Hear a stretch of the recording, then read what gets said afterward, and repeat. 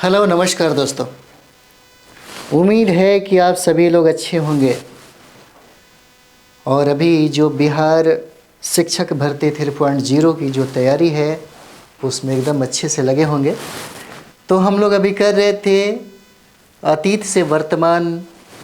कक्षा हमारा 7वां हो जाता है, 7वां कक्षा की है ना। और ये भाग 2 है। तो समग्र शिक्षा अभियान हम लोग कर रहे थे और इसी का निचोड़ जो है, संपूर्ण निचोड़ हम लोग देख रहे थे। सबसे ज़्यादा जो सवाल है और सबसे बेस्ट जो किताबें हैं, हम लोग बार बार जितने भी जो फाइट करने वाले विद्यार्थी हैं इसी को अपना बेस बनाते हैं। हम लोग भी यही काम कर रहे हैं, तो थोड़ा अच्छे तरीके से पढ़ा जाए। तो चलिए हम लोग अपना टॉपिक पे आते हैं। हम लोगों ने यहाँ पे बहुत सारे टॉपिक पढ़े थे। हम लोग यहाँ पे हम लोग अफ़गान शासक भी पढ़े, खिलजी भी पढ़े, है ना, तुगलक, सैयद, लोदी, सब कुछ पढ़ लिए। हाँ चलिए हम लोग अब आते हैं मुग़ल काल हम लोग पढ़ेंगे। तो आप देख रहे होंगे अध्याय हमारा 4 हो जाता है ना। अध्याय 4 हो जाएगा और जिस अध्याय में मुग़ल साम्राज्य लिखा हुआ है ना, ये हम लोग चौथा अध्याय करेंगे, मुग़ल साम्राज्य। हालांकि मुग़ल साम्राज्य में 7th क्लास में ही जितना दिया है काफ़ी है, बहुत है। अगले क्लास में हम लोग भी थोड़ा विस्तार में पढ़ेंगे और अलग अलग सब्जेक्ट भी हम लोग जो है 7 यानी कि 5, 4, 6, 7, 8, 9th 10th जितना भी SCRT की किताबें हैं हम लोग उसका अध्ययन करेंगे। साथ ही साथ हम लोग हिस्ट्री भी देख रहे हैं, ज्योग्राफी भी देख रहे हैं, साइंस भी देख रहे हैं, पॉलिटी भी देख रहे हैं और सेट भी देख रहे हैं, बिहार स्पेशल भी देख रहे हैं, बिहार मैप भी देख रहे हैं। इतना सारा चीज़ है ना। और बहुत मेहनत आप लोग भी कर रहे होंगे। चलिए हम लोग देखते हैं मुग़ल साम्राज्य। तो ये देखिए अभी जो पॉइंट ये लिखा गया है ये फिरोज शाह तुगलक से संबंधित है। पूछा जाता है कि तैमूर लंग का आक्रमण कब हुआ भारत में। तो तैमूर लंग का जो आक्रमण है 1398 से 99 में हुआ था और BPSC में ये सवाल पूछा गया, ठीक है।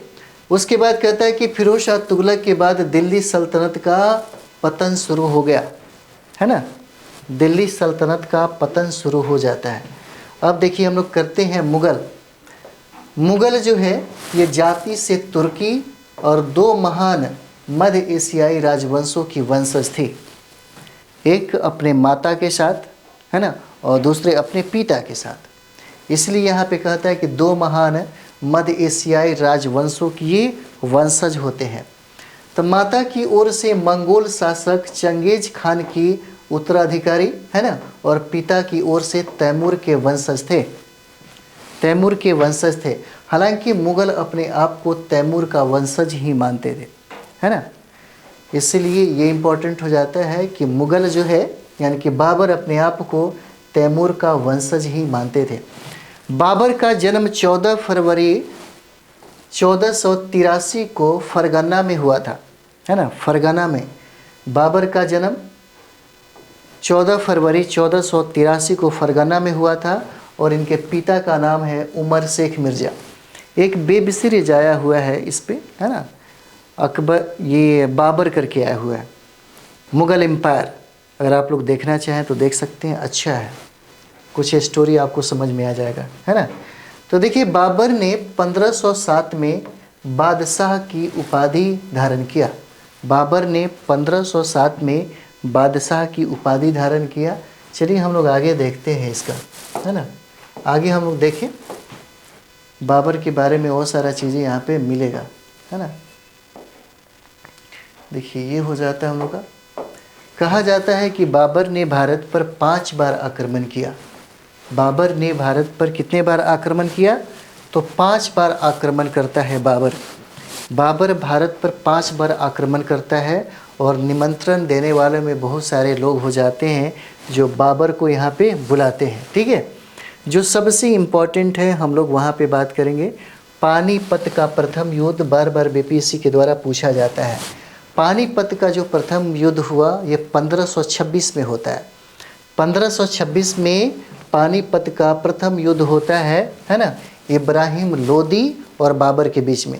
इब्राहिम लोदी और बाबर के बीच में, जिसमें इब्राहिम लोदी की हार हो जाती है ना, और बाबर इस युद्ध में जीत जाता है। पानीपत के प्रथम युद्ध में जीत जाता है। पूछा जाता है पानीपत का प्रथम युद्ध कब हुआ था, तो 1526 में होता है ना। किसके बीच में हुआ था, तो ये भी पूछा जाता है ना। तो ये आपके इब्राहिम लोदी वंश जो वंश है उसी के ये सम्राट थे, है ना। अगला देखिए खानवा का युद्ध पूछा जाता है। खानवा का युद्ध कब हुआ, तो क्रम में याद रखिएगा। 1526 के बाद 1527 में खानवा का युद्ध होता है, चित्तौड़ के शासक राणा संगा के साथ होता है। खानवा का युद्ध 1527 में और पानीपत का युद्ध 1526 में होता है। खानवा के युद्ध में देखिए, खानवा के युद्ध में जो 1527 में होता है, चित्तौड़ के शासक के साथ होता है, और चित्तौड़ के उस समय सम्राट हैं, उनका नाम है राणा संगा, और इसमें राणा संगा हार जाते हैं और बाबर जीत जाता है।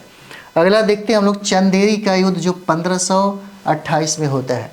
चंदेरी का युद्ध जो है 1528 में होता है ना, इसको याद रखिए, चंदेरी का युद्ध। और चंदेरी का युद्ध जो 1528 में होता है, यहाँ के शासक हैं मेदिनी राय, और मेदिनी राय यहाँ पे हार जाते हैं। मेदिनी राय के हारने के बाद यहाँ की जो महिलाएं हैं वो जौहर व्रत धारण कर लेती है।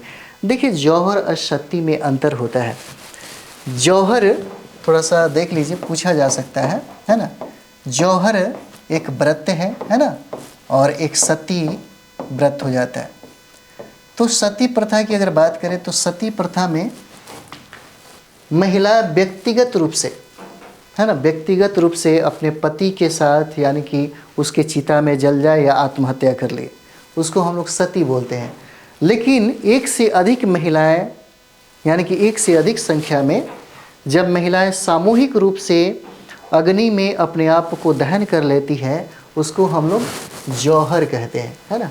ये चीज़ें समझ में आ गया होगा, क्योंकि जब ये मेदिनी राय हार गए, जब बाबर यहाँ पे जीत जाता है चंदेरी के युद्ध में, ठीक है, तब महिलाओं को लगता है कि हम अपनी अस्मिता मिटाने के लिए हम अपने प्राण का क्या करेंगे, न्यौछावर कर देंगे। तब अग्नि में ये लोग क्या करते हैं, सामूहिक रूप से जितनी भी महिलाएं होती है अग्नि में खुद को डुबा देती है, ठीक है। चलिए अगला देखते हैं घाघरा का युद्ध। घाघरा का युद्ध हुआ था 1529 में।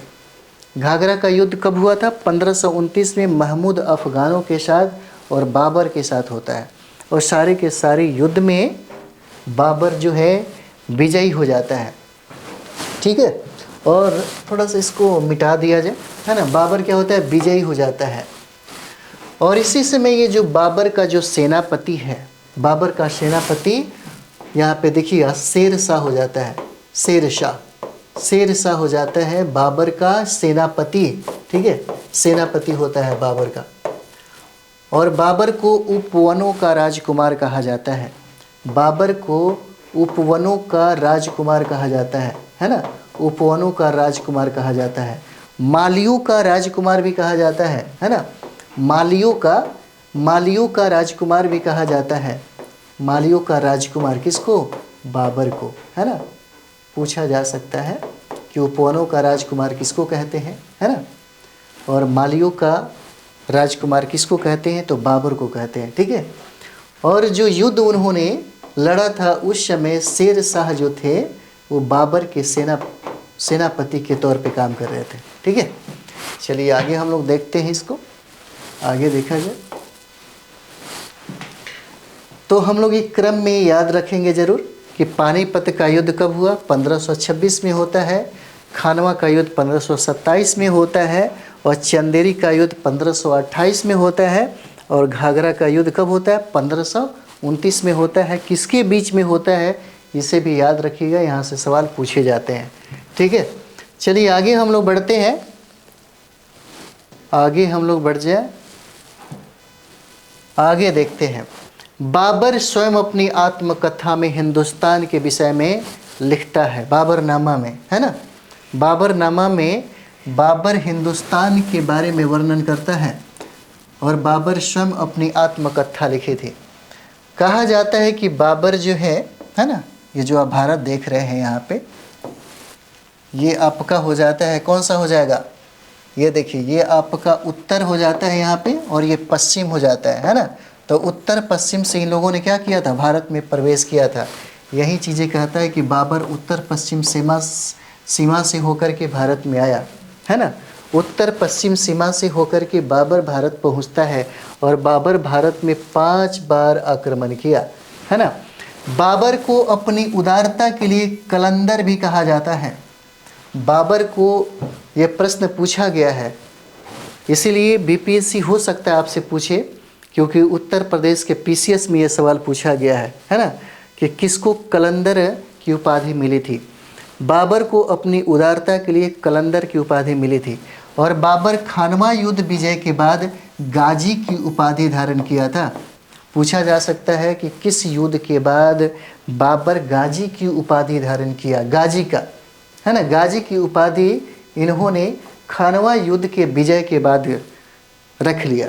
उसके बाद देखिए करीब 48 वर्ष के आयु में 1530 ईस्वी को आगरा में बाबर की मृत्यु हो जाती है ना। लगभग 48 वर्ष की उम्र में, देख लीजिए 48 वर्ष की उम्र में, 48 वर्ष की उम्र में लगभग 1530 ईस्वी को आगरा में इनकी मृत्यु हो जाती है, और इनको आगरा के आराम बाग में ही दफना दिया जाता है।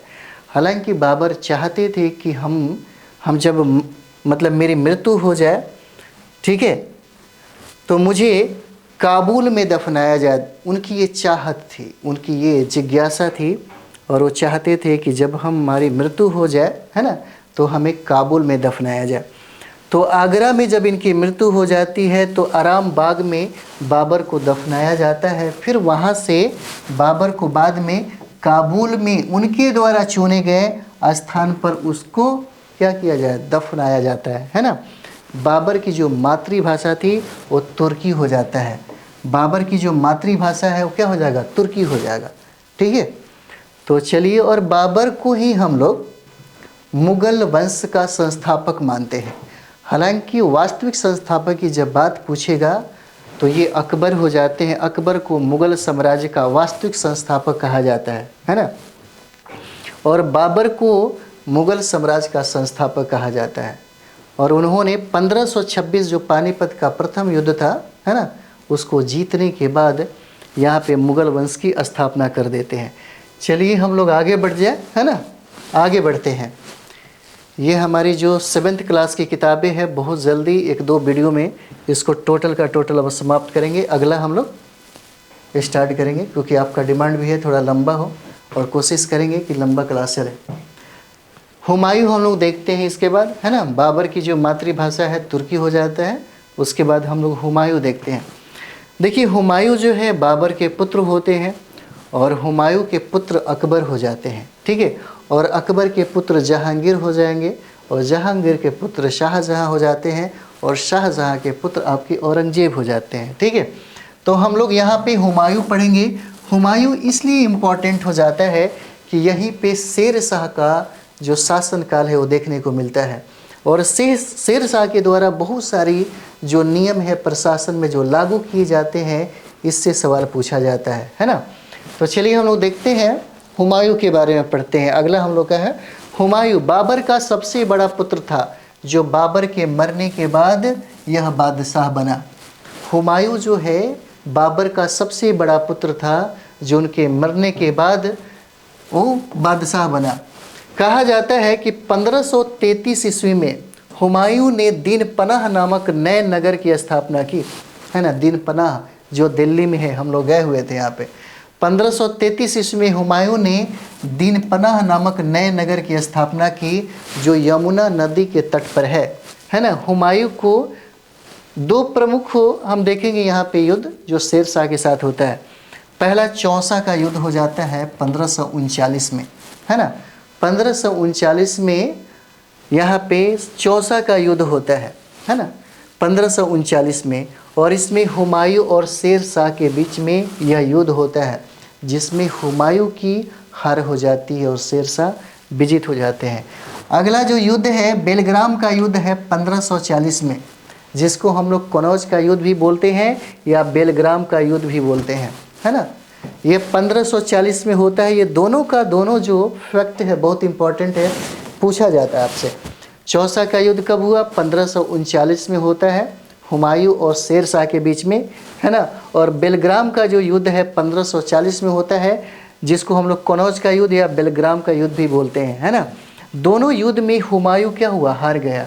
इनकी हुमायूं की पत्नी का नाम था हमीदा बानो बेगम, है ना। हमीदा बानो बेगम हुमायूं की पत्नी का नाम रहता है हमीदा बानो बेगम। अच्छा, एक चीज़ यहाँ पे हम लोग देखेंगे, शेर शाह जो हम लोग अभी पढ़ने वाले हैं, शेर शाह बाबर के युद्धों में सेनापति के काम करते हैं। और बाबर को पहले से ये बात पता है, उनके महत्वाकांक्षा को देकर के अपने पुत्र हुमायूं को समझाते हैं कि इस व्यक्ति से सतर्क रहना, वरना इस मुगल साम्राज्य को तुम खो देगा। और यही हाल होता है ना। चलिए आगे हम लोग देखते हैं, आगे देखते हैं हम लोग। चलिए, SCERT की किताब में भी इतने सारे मटेरियल हैं। अगर आदमी 6 महीने तक अच्छा से स्टडी करे तो UPSC और BPSC भी कंप्लीट कर लेता है। 1 जनवरी 1556 को, ठीक है, 1 जनवरी 1556 को याद रखिएगा। 1 जनवरी 1556 को दीनपनाह भवन के पुस्तकालय की सीढ़ियों से गिरकर हुमायूं की मौत हो जाती है ना। हुमायूं की क्या होती है? मौत हो जाती है। दीनपनाह भवन जो है पुस्तकालय है, जब ये सीढ़ी चढ़ रहे होते हैं तब वहीं पे वो गिर जाते हैं, जहाँ पे उनकी मृत्यु हो जाती है ना। हालांकि इनके बारे में ये भी कहा जाता है कि हुमायूं जिंदगी भर क्या हुए? लड़खड़ाते रहे, और लड़खड़ाते इनकी मृत्यु हो गई, है ना। बहुत भाग दौड़ करना पड़ा था। एक तो सत्ता इनके हाथों से चली गई थी, और उस सत्ता पे काबिज शेर शाह हो गया था, है ना।